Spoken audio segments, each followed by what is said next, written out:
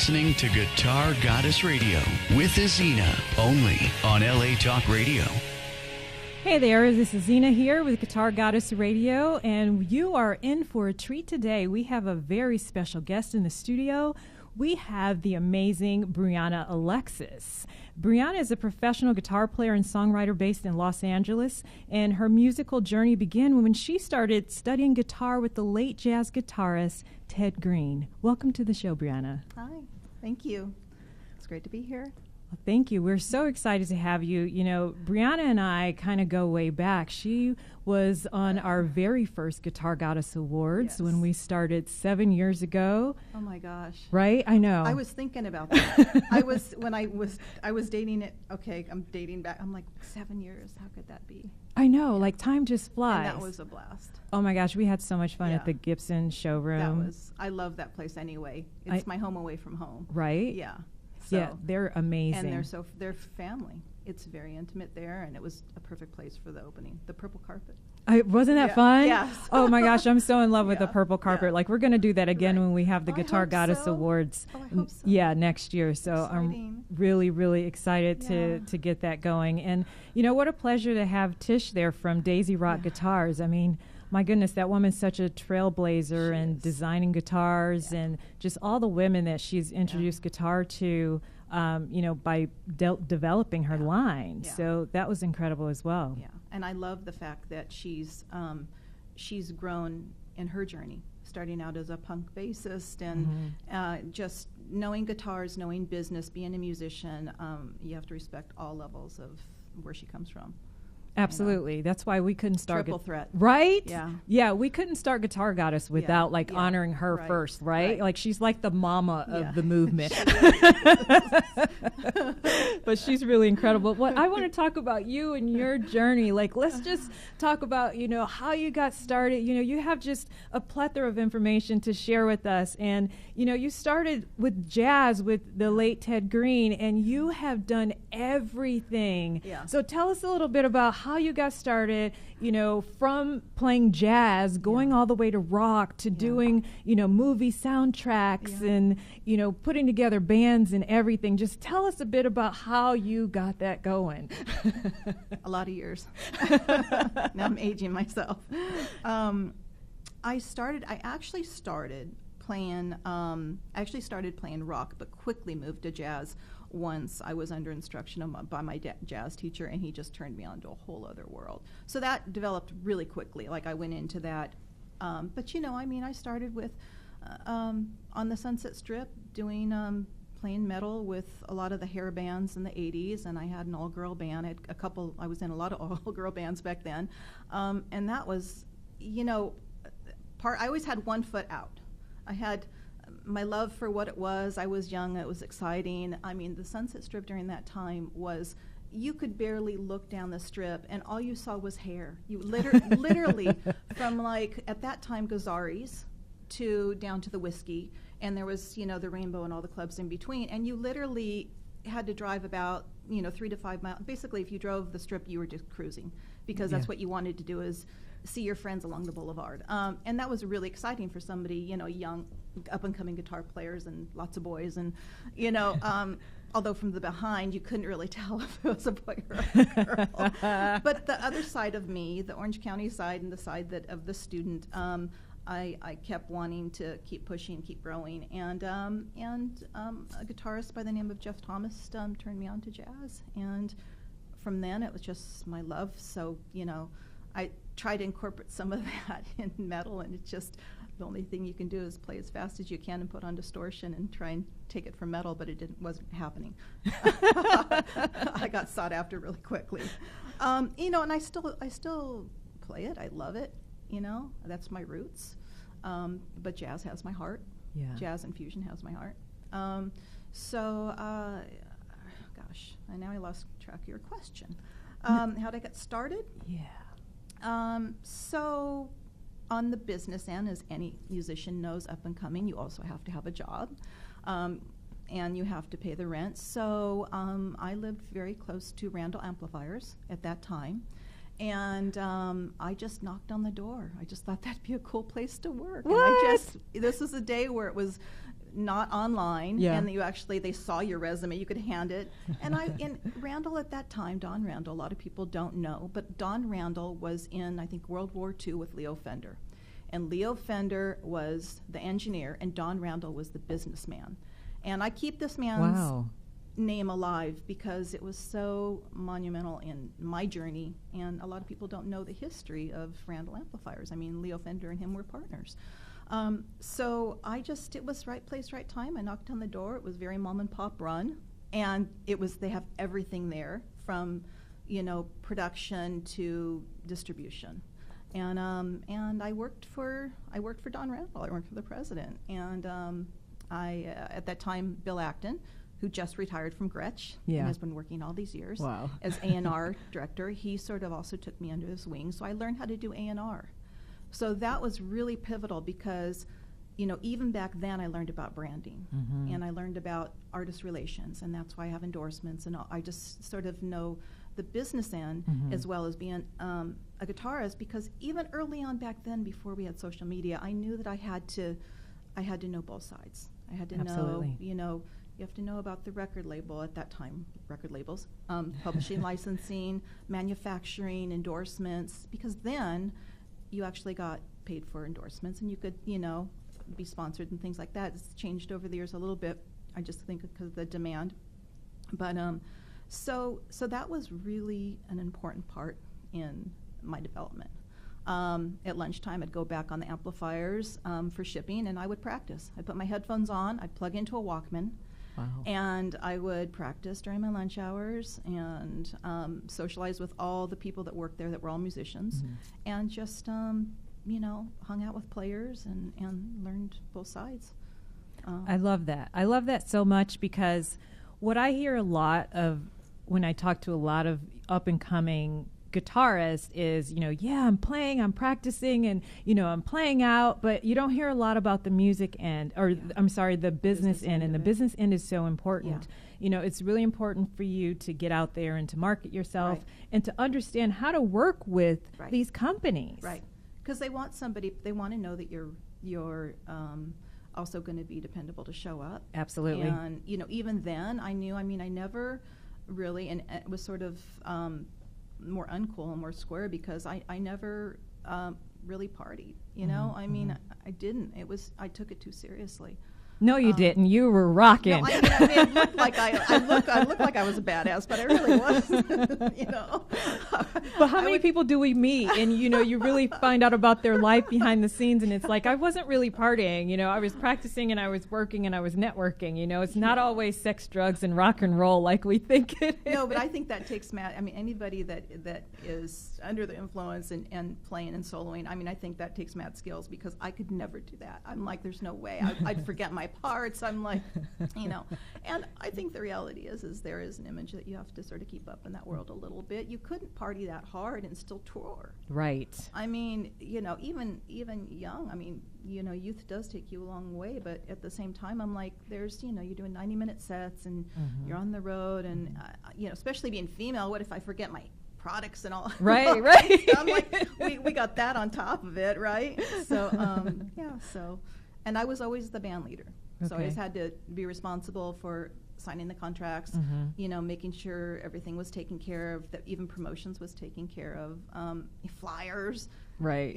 Back then we just used to, you make 100 flyers and you post flyers everywhere. Exactly. Everywhere you go, you have postcards, everybody you meet, my show, Saturday night before, you go and you go on the Sunset Strips. I can't even tell you how many times I did that, and you just hand out flyers to everybody. Wow. That's what you did. That's exactly how it rolled, and the younger players, they have no concept of that, because they go and they post on Facebook, an event on Facebook, and they send out a few Instagrams and a few tweets, and then they're like, why is no one here? Actually, that goes probably further, than trying to personally push your flyer to everybody.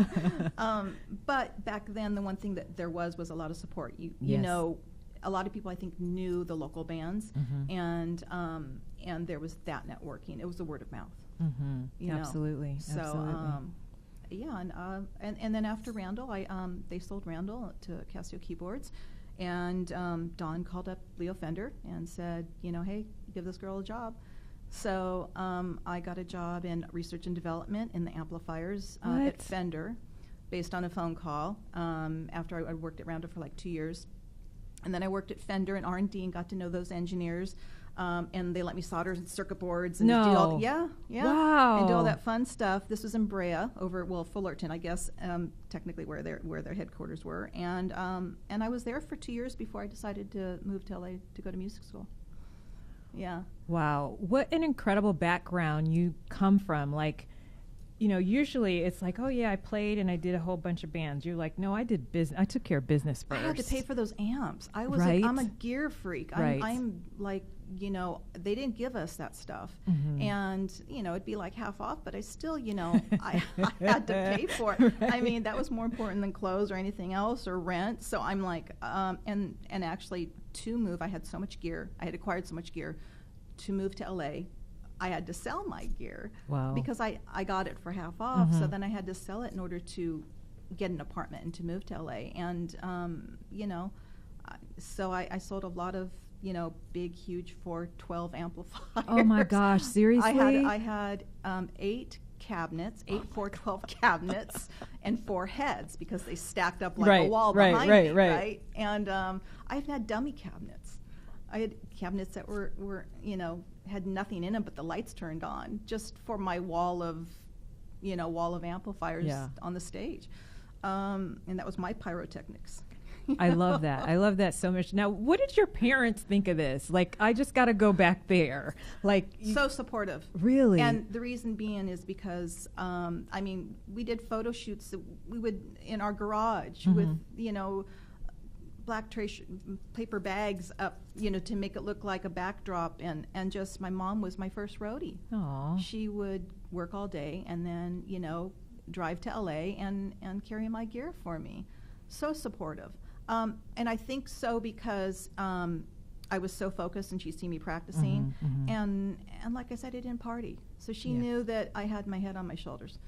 And I think with that, and I come from a musical background. My father was a concert pianist. Okay. So I think that was just always in the genes. Yeah, absolutely. Yeah, and my band would stay over at my house. We'd do rehearsals there. I think parents rather have you at home, yes, and seeing what you're doing and feeding us, and rather than having you go somewhere else. Absolutely. Yeah. Oh, that's really cool. That's really, really cool. I don't think without her support, and my mom is a warrior herself. I mean, I couldn't have done anything I've done without her complete support. So, what a blessing. Yeah. It's such a blessing. Yeah. It's very challenging for kids who are really into music and to have that disconnect with the parents where they really don't understand, why you're banging and making all this noise in the garage and why you have a house full of kids, all jumping around and playing instruments, So you were really blessed, and how wonderful that your parents were so supportive and that your house was the place to be. Yeah, right. It was, and it's, so, because it was an open door, and music is, it helped me in every area of studying, and academics, because just the memorization, numbers, reading, you're reading another language, you're learning about the theory, and studying jazz. To me, the people that I was hanging out with were so. Just amazing human beings, amazing, just prodigies. Absolutely, I was so lucky, and I was always the worst musician in the group, and that's sort of where you want to be. That's the best place to be. I was always embarrassed, thinking, "Oh my God, why are these people hanging out with me?" Yeah. But I'm there with you. They saw the effort, yes, and they saw that it was sincere, and that I gave 110%. And so I think in a male world, especially in jazz, I was accepted, and my school was like a mini Berkeley. I went to Dick Grove School of Music. It was only around for 13 years, and Dick Grove used to play with all the I want to say Johnny Carson, but I may be incorrect with that. But it's when they had live bands and they had big bands, and so he comes from that school, and sort of created his own theory of teaching. and turned into this phenomenal jazz school. But I think the timing was just off. Mm-hmm. You know, this was, you know, mid-'80s to '90s, and it was around for 13 years, and you're competing against MI Yeah. during, you know, heavy metal era.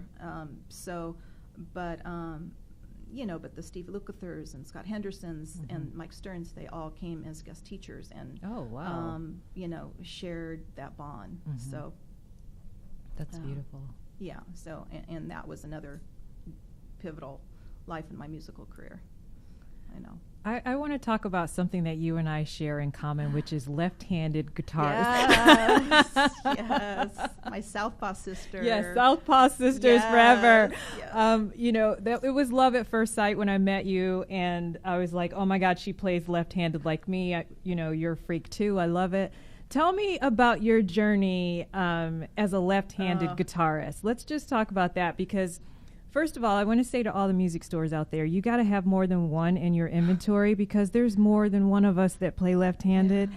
And please I'm make getting chills. I literally I'm getting chills. First of all, I'm talking to a lefty. Second of all, it's gear. It's gear. Yeah, we're gonna go. We're gonna gonna go there. there. We're gonna go there with the gear. But yeah, let's talk about your journey as a left-handed guitarist. Did you start? Yes. You started lefty. I could not do. I'm not ambidextrous. Okay. I do. You know, and which is so bizarre to me. When I first started playing, I, you know, because people bat left or right or whatever, and to me it was crazy because this felt natural, but then I don't do anything with this hand. Right. And this is the hand that's like, you know, you're moving. So to me that's still so bizarre to me because this hand is so fluent with guitar playing, but I guess it's just that rhythm hand. Yeah, at that time, I couldn't afford, and there wasn't even left-handed guitars, so everything was flipped upside down. Yeah. And, of course, I would pick things that were universal with the cutaway. So it was the Flying V. Flying V, yeah. Flying V. I had an SG, cutaway same side. And then I had an Aria Strat that was actually given to me from a friend, so I kept that, but that was very uncomfortable because I couldn't even afford to have the electronics moved. So I'm up here. Wow. And Girl. your arms up here, so it would turn the volume off. Yeah. All these things. So what I would do, my guitar, I crazy glued the volume up before knowing at that time that, you know, I would just let it hum and feed back. Right. Amp, yeah, the amp and or fix put my it. hand on the strings because you know, these are just the crazy, embarrassing stories that you got to tell. It's not embarrassing. You know, this is why it was so important we have to tell these stories because, you know, even though there are more left-handed guitars now, they're still custom. Every guitar I have, I have 22, they're all custom. Yeah, and they're expensive. They're and the ones you expensive, want, yes. you know, there's a place I think in Texas, it's Southpaw Guitars. Yep. And they have huge variety. But, you know, all the awesome guitars, the Gibsons and the Fenders, and I mean, that's what I always go to is they're pricey. Yeah. You know, and so, you know, I mean, I have about 15 guitars that I've had over the years, and I still have my 3 original flipped.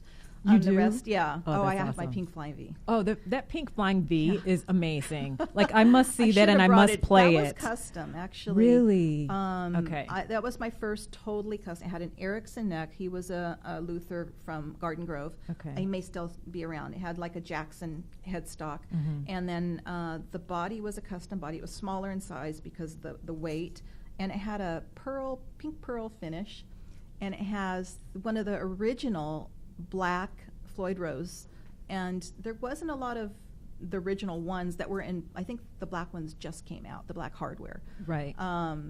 Those just, and so it has all that original. I had an EMG pickups gosh. just came out. The pickups had just come out, and I had those, and it's super high gain, and it feeds back all over. But I played so many shows on the Strip with that guitar. That's awesome.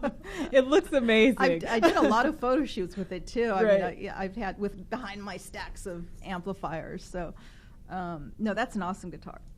That's a really cool. I forgot. Yeah, we could. I got to look at your collection. Oh my gosh, I have like 22 guitars, and they're all custom. Everyone is custom. Wow. They're all custom. It's ridiculous. Wow. You know, you're like, I want this guitar. So what was your first guitar?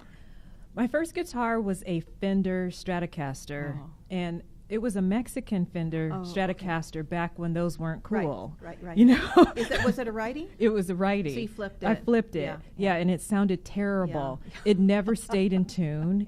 I would play it. It would be in tune for like a minute, and then it would sound awful. You know, and it feedback as well. And I'm just like, this is not happening. Right. So instead of getting a new car, I saved and got a guitar. I was just going to say, how did you swing that back then? Because that was a lot of money. Yeah, it was a car. Wow. It was a car. So instead of having a car, I had a guitar. Wow.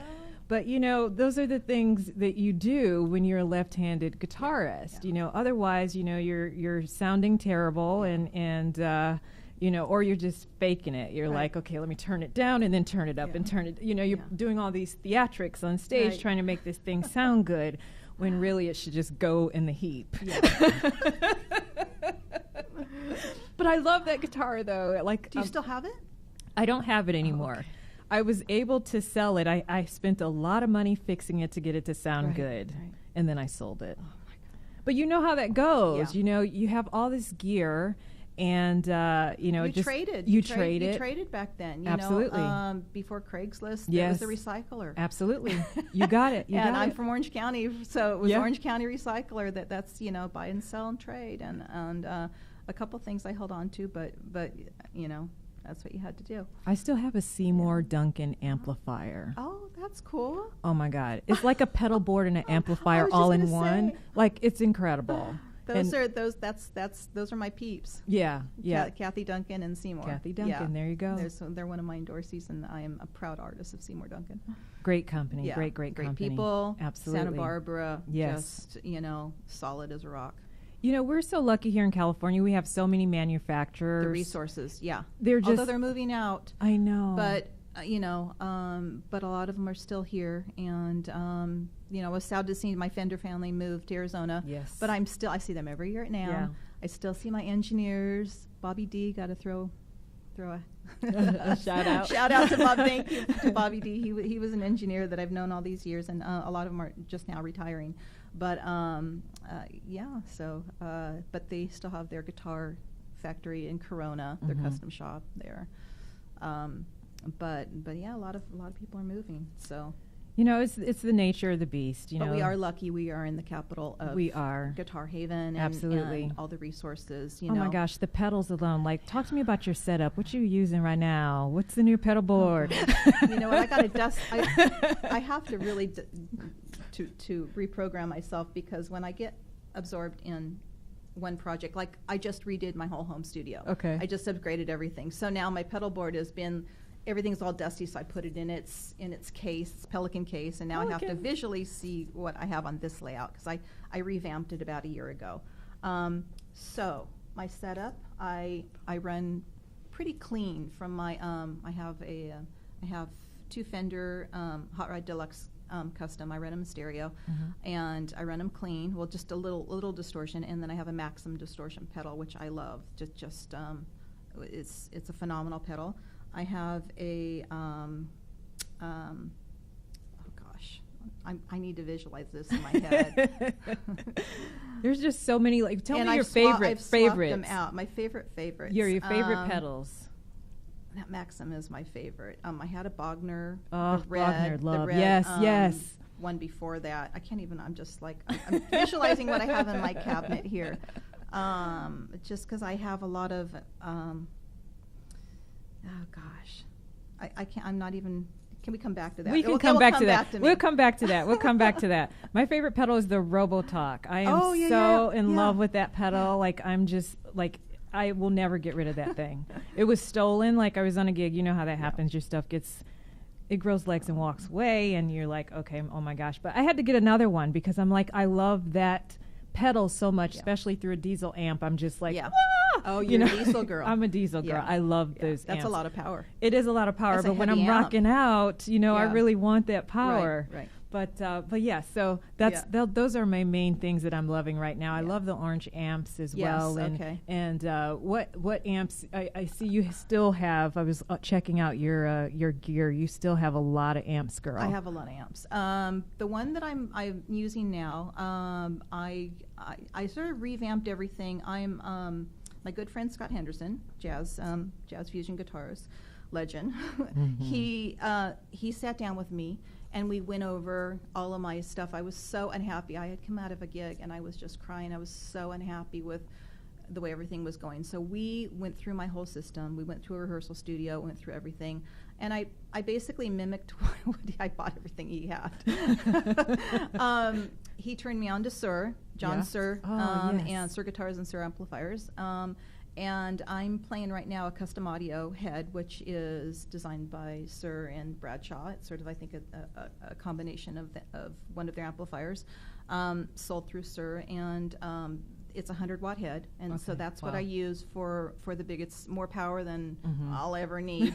And I actually, for recording, I use that through a box, and then I use simulated cabinets. Just because I'm in my place, it's not like I'm not in a studio, I can blast cabinets. So everything is done through my computer. Okay. So that is my studio setup. And then my live setup, I use my Fender Hot Rod Deluxe in stereo.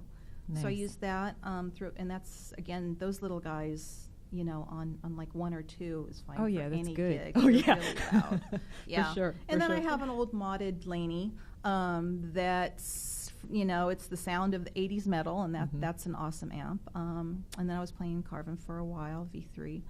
What else do I have? You have a lot of gear. I have a lot of gear. So a lot of guitars, a lot of pedals. Like, I'm just thinking about what I have now because I swap things too. So, but that's pretty much my current setup. Cool. That's good stuff. Yeah. Good stuff. Now, what do you think, like, coming from kind of the old school, what do you think about these new pedals that are coming out where you can program them into your iPod and, run it that way through your amp? I'm old school. Yeah. I don't do it. It took a long time for me to even open up the plugins. Yeah. And I was doing a lot of comparing, going back and forth, EQing. Does it sound like that? Does it sound like the lexicon? So for me, I do that for practicing, but not so much recording. And I know there's amazing sounds and people can get, I look at some of the stuff and my friends record on and they'll tell me what they played on, and I was like, you're kidding. Like I like my ears, and I think when you know it and you see it, you think, oh no, it doesn't sound like that. But if you just hear it, it's amazing what, like, the apps and things that you can do. But I can't say that there's one sort of online one that I use. I do use the Pandora little box to practice, and I plug that into my laptop, and that's more for being on the road and touring, for convenience. But I don't record with it. But my friends have. Yeah. It's just interesting. It's just interesting because as the industry keeps changing, I know it keeps going digital. It does. I know it does. And I like to physically. I'm with you. And I'm concerned. I get concerned about power. What if I always think about Plan B? Yes. Because I'm usually my own roadie for the most part, and even if I do have a roadie, I still want to know what's going on with my signal flow. Because if something goes wrong, or even the club has weird power, gain issues, I got to go for Plan B, Plan C, which is usually a piece of hardware. Right. It's so true. It's so true. That's the thing. When you're used to touring and things, you always got to have a plan A, B, and C because, at the end of the day, you are in control. You're in charge. Yeah. And especially being a chick, I feel like you're even more so. It's more pressure. Absolutely. Yeah. It's and far if I more get pressure. any feedback, it's like, everybody, it happens to everybody. Right. You can't completely control it. I mean, I haven't been on the huge tours where I got the whole crew, where that can, be avoided. But, you just have to be able to know all your stuff, Absolutely. And fix it all. Yeah. Oh gosh. I have a whole setup in my kitchen is basically my workspace. I have one of these gigantic it's a Husky like a toolbox. Yep. And all with my the pedals drawers are in and it. all that I stuff. have tools in it. Yep. I have a soldering iron although I'm told by my friend not to solder ever again because I soldered a speaker cable and I blew up my my head. Oh my gosh. Because I didn't do the solders. Oh you my know, gosh. I'm like, I can do this. I Yeah, went to Tour yeah. Supply, and I got the 1/4-inch jack. I got all the jacks. I got the good cabling, and my soldering was so atrocious. Oh my I was gosh. like, look what I did. It was like big All globs mangled. of solder, Yeah. right? Well, you know, I give you credit for trying, because I wouldn't even try. At that point, I'd be like, help me. I can solder pickups. I can swap Yeah. out pickups, Yeah. but I cannot, and I'm told not to do cables. That's awesome. That's awesome. Now, we touched briefly on guitars, but what are you playing right now? Guitar, this I know. question is asked, and it's a touchy question It as is far as touchy. manufacturers, because I have my loyalty, but at the same time, to me, it's like trying to pick. How can you pick one sound or one? You I can't. can't. It's like shoes. That's why you I got to almost have. went there. Yeah, I'm yeah. glad you went there, Yeah. because I was going to say it's like having one pair. You can't. Exactly, you can't. Every one has a different tone. It's like a red dress, a blue dress, so on and so forth. You know, You my husband can't. asked me, why do you have 22 guitars? Because they have to all match sound. what I'm wearing, Oh. and it has to have the tone also of what I'm playing. You know, so tell me about your favorites in your grouping of guitars. My favorite is my it's a 68 Fender Strat, and it's actually modified from 1980, or not modified. It is a reissue from 1987. Okay. So it's in that when I worked at Fender, they had just put out these guitars. I can't believe you worked at Fender. Like, seriously? Like, I want to come back as you next time. And R&D was awesome, because Yeah. that's research and development. Right, so right, they're, right. You know, I'll tell you a story about one of the amplifiers when I left, but that was just another awesome. It was just meant to be right Yeah, place, right time. absolutely. You know, and then that's what part of this industry is. It is. But at that time, so they had just launched in 1987 these 68 reissue Fender Strats, and so I got that, and it's just been my favorite. I constantly am having it worked on. I've had it refretted. I've had it modified with it has Seymour Duncan pickups in it, and I love that guitar. It's just it has a maple neck, so that's my favorite. Now I'm back to it, especially playing jazz and stuff. It just sounds right, and it's quiet. And of course, my Gibsons. I love Gibson, Oh, and they're amazing. but my only issue is the weight. Yes. I have mine are modified. It's called my gold top is my Franken Gibson, because it's completely modified, and I love the guitars. I like to have a whammy, so but it's not hollowed out. It's a solid body, and it weighs a ton. Yeah. And that has a FU Floyd bridge on it. Okay. Which is like a Floyd Rose, but it's manufactured by FU Tone. And I mean, going back and forth, I'm also now really interested in Suhr guitars, because those are just beautiful guitars. But my problem is there's not a left-handed one I can try, Right. so that I can get a feel for it. Now I've learned my ways of how to flip it upside down, Yes. and I can not play right-handed, but I can feel it, Yeah. and I can get a feel for the action and how it sits, and I can play one string. Right.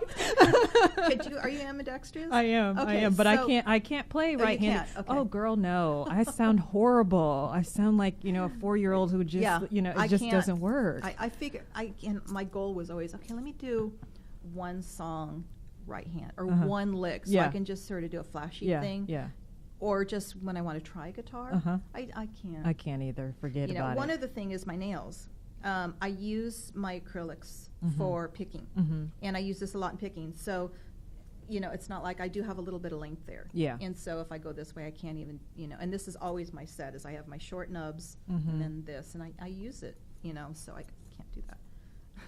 It's so funny, like all these little tips and But it tricks is and hard for things. me to. I mean, if I had access to more left-handed guitars, I may have more variety with my selection. But I love my Fenders and I love my Gibsons, and I love both families. Yeah, they're great companies, and they Great make people, great. and absolutely. they've been good to me, and I like the sound of both the guitars. So yeah, so I haven't veered too much off of that. Like I've never played.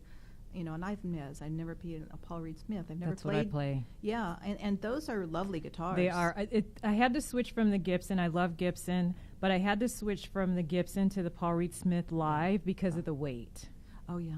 Because of the weight. It's much lighter. But for recording, I love the Gibson. Right. Like, you just can't get away from it. Yeah. You know, it just has a beautiful, clean tone. And, you know, I don't know how they make those guitars just sound so luscious. But I love them. It's the wood. It's the It run of the, is. it's the run of the wood. It's Yes. the year. Yep. You know, all those, the electronics, everything that goes into them, you know, it's amazing how even a year or a run makes a big difference. It does. It's so true. You know. It's so true. You know, and I want to switch back to business for just a little bit. You know, a lot of our listeners are interested in getting endorsement deals. I think that's probably the number one question. Well, I have 3 questions for you, and they're ones that I get all the time in the email. Number one is people always want to know how they get endorsement deals. Right. You know, and I think that people have a misconception about what it means to have an endorsement deal. Yes. So can you speak a little bit about that? It's not as it's a huge honor. First of all, it's not as glamorous as some. When people think endorsements like Nike and all the sports, it's not like that. I know a lot of my professional players that can afford to buy, or that can't really. Well, things can be tight depending on if they're on tour or off tour. Some of the manufacturers that they play for, they buy them, and they're endorsed by them, but they buy them. They buy them at a discount, but they support the manufacturer. I do a lot of that myself. So it's not a full deal. I mean, yes, I've been given equipment, but usually I also want to support my manufacturer. So in order to, well, like my first deals, you know, I packaged myself professionally in the sense of I had my CD, I had done enough playing out. We had label interest. At that time, we weren't signed early on. Now it's done differently. I'll go to what I did and what I do now, and just had enough buzz. I mean, a lot of manufacturers want where is their product going to be seen? Yes. So for them, it has to be also an equal deal on the sense of you're playing our product. So how are you going to represent it? Where is it going to be exposed? You know, talk about it wherever you're being interviewed. Just get the maximum exposure for their product, you know. And also, they could be artists, depending on the type of music, how it represents them. You know, they also may choose their artists that way as well. Choose a manufacturer that also represents your music and you. I mean, that's what I did back in the day. Now, a lot of times it's, you know, well, it comes down to exposure, I think, and credibility, what you're doing and how long you've been playing, and you approach them and find out what their deal is. How do I get represented? And don't expect a lot of freebies, you know, and don't expect to be paid, because I think you're going in with the wrong expectations of why you really want to be sponsored by that product. Also volunteer doing clinics representing the product at NAMM and trade shows, and then get footage of that, showing, or do demos of it. If you already have one piece of their equipment, do a demo on it, get it up on YouTube, get hits. Those are my suggestions. Those are great. Thank you so much. You know, that's a question that comes through a lot, you know, because people see, oh, you're endorsed by these companies, and they don't really understand what that means. Yeah. You know, that doesn't mean necessarily that they're shipping me a guitar every week. That would be amazing, and if you want to do it, I can give you my address. But in the meantime, and you're not being paid. I mean, you're not necessarily. You're not being paid. They do it differently. Yes, but it is an honor to be endorsed. It's an absolute honor. Yeah, you know, these companies they want to put you on your website. Absolutely. Like, when I go up on my manufacturer's website, I'm proud of that. Yes, I feel like that was a lot of years and of getting to that point. And even my first deals. I had a little different circumstances because I started out doing A&R at Randall and Fender, and I was in with the manufacturers, but I'm still not. It's not like I can go out there and say I'm Fender. I mean, it's still not. They know me and they know that I'm out there, but there's also how many other hundreds artists, you know. Yes. I just have a long history with Fender. Yes, they're great people. You know, I've worked with them for quite a few years, and they're incredible. Like Mhm. everything you need, like they have your back. Yeah. And I totally appreciate that. And I think that some of the artists coming up, you know, who just want an endorsement deal, Yeah. you know, you really need to look at it as a partnership. Yes. Because it is 100% a partnership. They're Yeah. not only giving you gear free or at a discount. In exchange, you're promoting them as well. And do you believe Yeah. in the company's values and so on and Right. so forth? And Right. Fender and Gibson, those are some fabulous Yeah. companies. And Taylor, Paul Reed Smith, I've worked Yes. with. You've worked Right. with Seymour Duncan. Yeah. You know, there's some great manufacturers out there, and they really take care of their artists. Yeah. But you have to come to the table Yeah. with something that they want as Right. well. Right. So thank you so much Yeah, for that absolutely. advice, because that's really, really key. And another question that a lot of people ask, and I want to give this question to you. See, you guys, you don't understand. Like when people come in, you get to hear it straight from them as well. You know, and Briana has so much experience, and you know, people always want to know, like, how do you get your music and films? Oh boy. I mean, I'm still battling that. And you know, my projects, like over the past couple of years, well, actually, it's always been music production has always been a love. Mhm. And you know, a lot of times we can't. Okay, where's the money in music? Mhm. Because a lot of the labels are not what they used to be, and you go off tour and you're not playing. You know, the reality is we still need a job. Mhm. You know. I mean, over the years, I've been doing production and working for 20th Century Fox and Sony Pictures for years, the last like 20 years. And wherever there's an opportunity, sort of unrelated to the studio, you know, I'm there. I have the connections. I'm networking, and that's where I'll, you know, submit my music for things. A lot of my stuff is more independent, and that's sort of where you need to be to get your foot in the door. And there's a lot of work there. Mhm. So, you know, building your musical library, that's where it starts.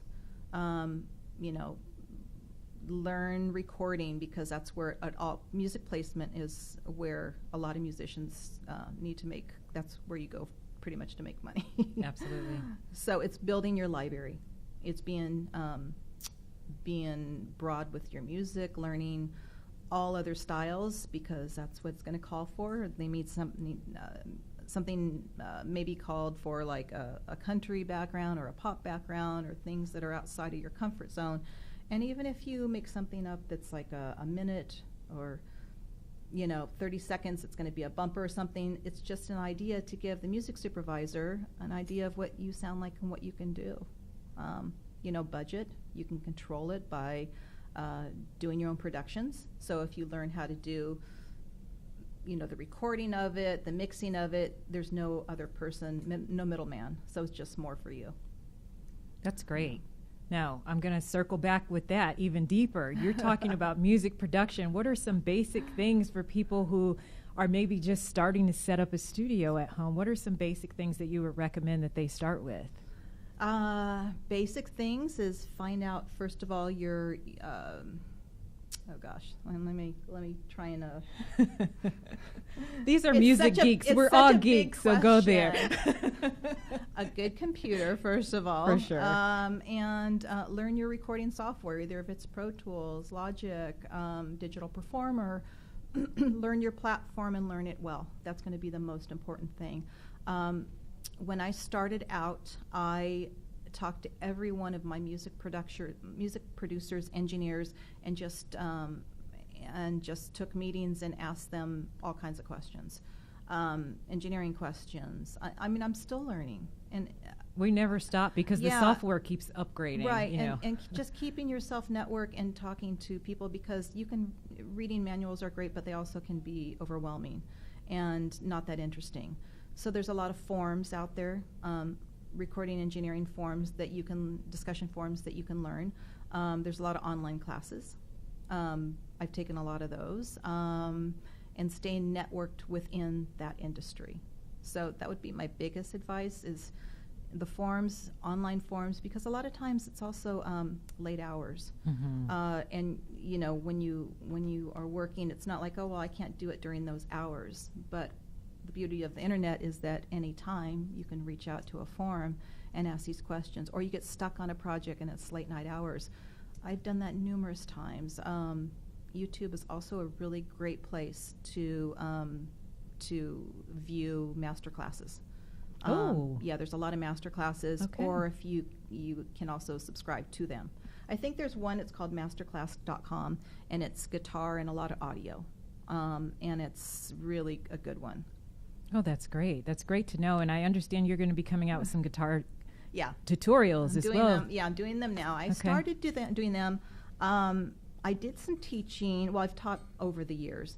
And about 4 years ago, I substituted at UCLA. I was teaching guitar there. That was a big deal for me. Wow. And from that, I did some master classes, and then I did some work for Dangerous Guitar, Okay. which is an online publication, a subscribed publication for guitar. And I have a home studio. I'm like, why not do these? I love it. I have a lot of, a lot of instructional stuff that I do for my students. I figured, why not just start doing a series of them? I don't know yet if it's going to be a subscribed base or not. I Well, may just definitely post keep things. I will. Keep us in the loop so we can share with our listeners and our community. But, I want to get back to the music. We've been talking a lot about gear, and you guys know I'm a gearhead. I love the gear, so we went down that road because we can with Briana. It's a lot of fun. But let's get back to the music. When I first met you, you and your band Absinthe came Yes. to Guitar Goddess when we launched 7 years ago, and we were honoring Trish from Daisy Rock Guitars, because I feel like she is the mother of the female guitarist community, and that she brought us all together by bringing us some guitars. So you performed with your band Absinthe, and I just want you to share a couple of the tracks with us today. Tell us what you. I think we have dialed up. We have. Let's see. Now Save Your Breath? Now this is a different lineup. This is Cherokee Vocal. Oh, Cherokee. Okay. Cherokee Fortune on vocals, and Love she's her. sort of been, with many female bands, you change over the years. Your style changes, your lineup changes. So the last 3 years of the band, Cherokee led the band, and that's sort of, I think, those years we came into our own. So this is more bluesy driven. Cool. There's a little bit of a metal edge there, a little bit of sort of punky sound. But I think the one is it Filthy? Save Your Breath. Oh, Save Your Breath. Okay, Yes. yeah. So that's Save Your So Breath. tell us about that song. Tell us what it's all about, and then we'll get into it. That's the mind of Cherokee Fortune. She does the lyrics. All right. I write the music and she does the lyrics. So I don't know what she was thinking when she wrote that up. I come up with a riff and then, And then she takes it yeah, from and then there. she takes it from there. All right, well, let's take a listen.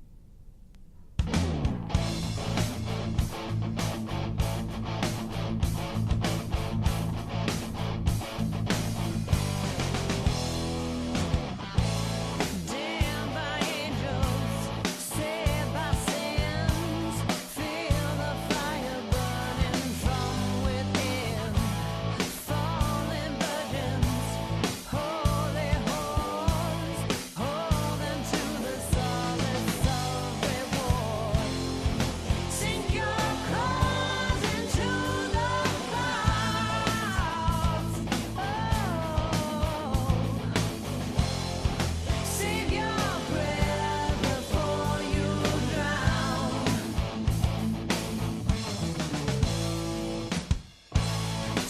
Sycophant, polished filth, Satan's beastly heart fulfilled. Deafening silence, blinding light, slave to all you fight. Sink your claws into the clouds till you're falling. Save your breath before you drown. Oh, you'll never be free. Oh, those stepping stones don't lead you home. You're running for. That was awesome. Wow. That was really incredible. There's a video of that online. Really? It's called Save Your Breath. I actually produced that and filmed it. We filmed it all over LA. Oh, actually in the subway, wow. in the Metro subway. Really? Yeah. So we filmed it there, and so there's a video online. Oh, my gosh. We'll have to go and check that out. Okay, I want to hear another track. So what do we have next? Pull the trigger. Pull the Trigger. All right, here we go.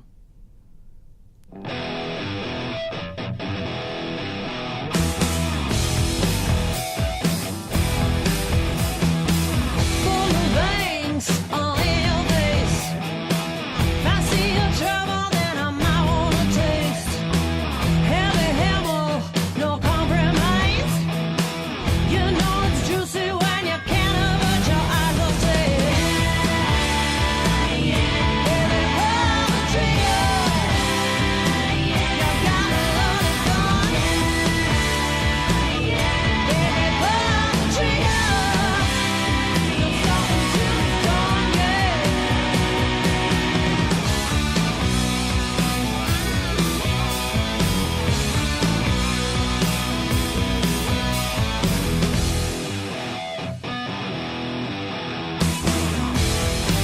All right. Built for speed and sticky sweet.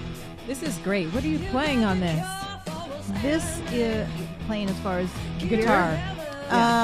That's my Gibson. Oh, of course. Yeah, that's fat sound. Yeah, listen to this. This is great. Baby, pull the trigger. You gotta load it, boy. Baby, pull the trigger. You're talking to the storm, yeah.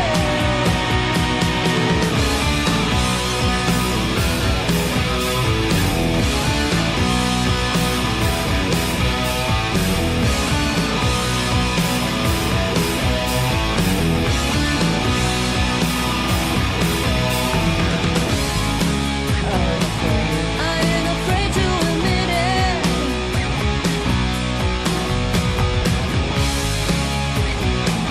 Or beg your mind disease.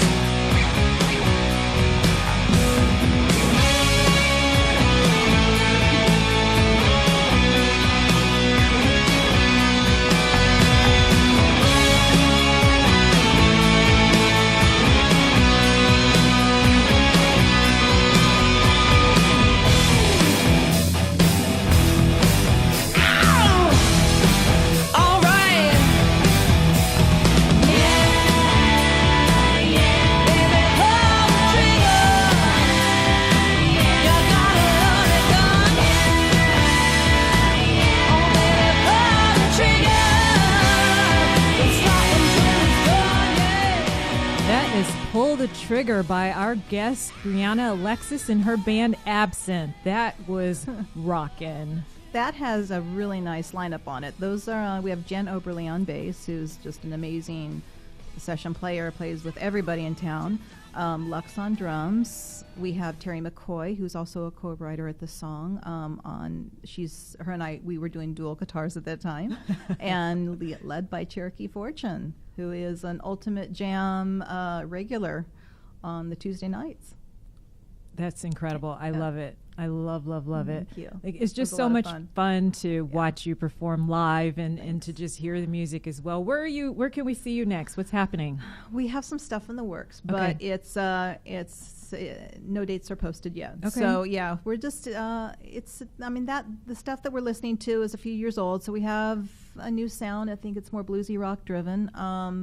And coming into our own. Yeah. And Cherokee's been busy with her projects. I've been busy with my studio projects. And so hopefully next year we'll have some dates in line, but nothing at the end of this year. Okay. Well, Yeah. keep us. Maybe NAMM. Oh, okay. So NAMM, we got NAMM in January. Fingers Right. crossed. Also, keep us in mind. We are going to be taking the Guitar Goddess tour back out on the road next I am year. really So excited for yes. that. So we'd love to have Absinthe.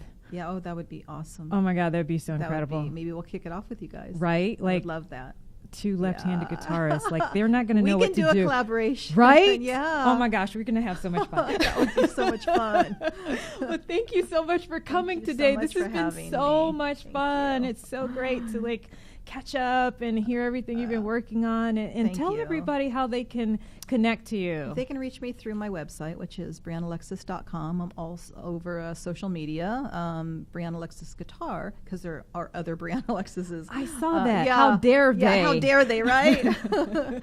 And yeah, so Facebook, Twitter, and Instagram, Briana Alexis Guitar.